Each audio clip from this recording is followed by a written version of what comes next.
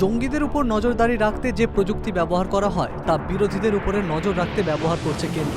Pegasus কাণ্ডে মোদী সরকারকে এমনই তীব্র আক্রমণ শানালেন কংগ্রেস সাংসদ রাহুল গান্ধী। তার দাবি, ফোনে আড়িপাতা কাণ্ডে স্পষ্ট জবাব দিক কেন্দ্র।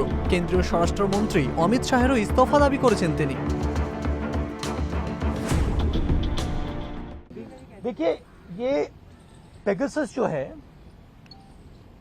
इसको लोग सॉफ्टवेयर कहते हैं, स्नूपिंग सॉफ्टवेयर कहते हैं। ये हथियार है। इजरायली सरकार इसको हथियार का क्लासिफिकेशन देती है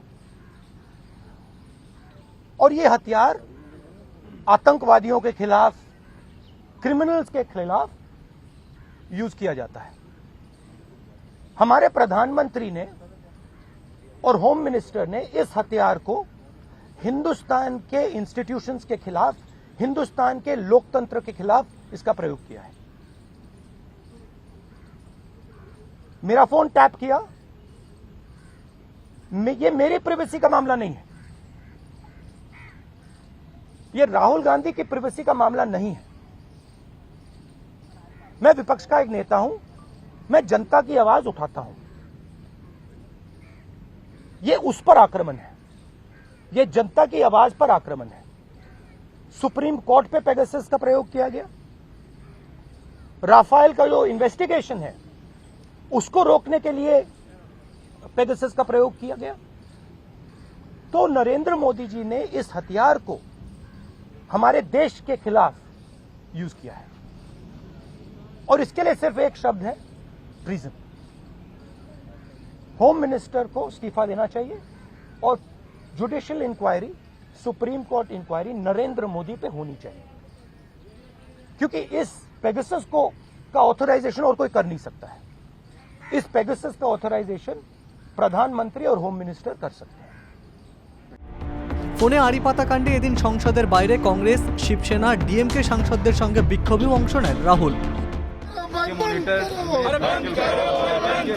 लोकतंत्र की हत्या बंद करो, जुडिशियल कोप शुरू करो। তার আরও প্রশ্ন, কার অনুমোদনে পেগাসাস প্রযুক্তি ব্যবহার করে ফোনে আড়িপাতা হচ্ছিল তার সামনে আসুক। মোদী সরকার সত্যিই এই প্রযুক্তি কিনেছে কিনা সেটাও স্পষ্ট করা হোক। রাহুলের বক্তব্য, রাহুল গান্ধীর ব্যক্তিগত গোপনীয়তা ভঙ্গ করা হলো কিনা সেটা প্রশ্ন নয়। বিরোধী নেতা হিসেবে আমি মানুষের কথা তুলে ধরি, তাই এটা সাধারণ মানুষের উপরই আক্রমণ। স্বরাষ্ট্রমন্ত্রী অবিলম্বে ইস্তফা দিন। সুপ্রিম কোর্টের নজরদারিতে নরেন্দ্র মোদীর বিরুদ্ধেও তদন্ত হওয়া উচিত। अगर कुछ लेना देना नहीं है, अगर हिंदुस्तान की सरकार ने ये नहीं किया तो किसी और सरकार ने किया होगा, जापान की सरकार ने किया होगा, इजराइल की सरकार ने किया होगा, रूस की सरकार ने किया होगा, युगांडा की सरकार ने किया होगा, क्योंकि पेगासस को सिर्फ सरकार को बेचा जा सकता है। तो फिर उसकी इंक्वायरी होनी चाहिए। नहीं तो प्रधानमंत्री ये क्यों नहीं कह रहे हैं, हाँ लोगों के नंबर पेगासस में टैप हुए हैं, इंक्वायरी कराएंगे। प्रधानमंत्री ये क्यों कह रहे हैं कि हमने नहीं किया? और ये भी सवाल है कि ये उन्होंने खरीदा है या नहीं, उसका तो जवाब दे दीजिए। अगर आप भ्रष्ट हैं, अगर आप चोर हैं, आपको डर लगेगा। मोदी से आप डरोगे। अगर आप भ्रष्ट नहीं हो, अगर आप चोर नहीं हो, मोदी से आपको बिल्कुल डर नहीं लगता, हंसी आती है। सिंपल सी बात है। পেগাসাস বিতর্কে ইতিমধ্যেই সুর চড়িয়েছেন মমতা বন্দ্যোপাধ্যায়। এবার সরব হলেন রাহুল গান্ধীও। যত সময় যাচ্ছে ফোনে আড়িপাতা বিতর্কে সরকারের বিরুদ্ধে একজোট হচ্ছেন বিরোধীরা। সংসদেও প্রবল বিরোধিতার মুখে পড়তে হচ্ছে কেন্দ্রকে।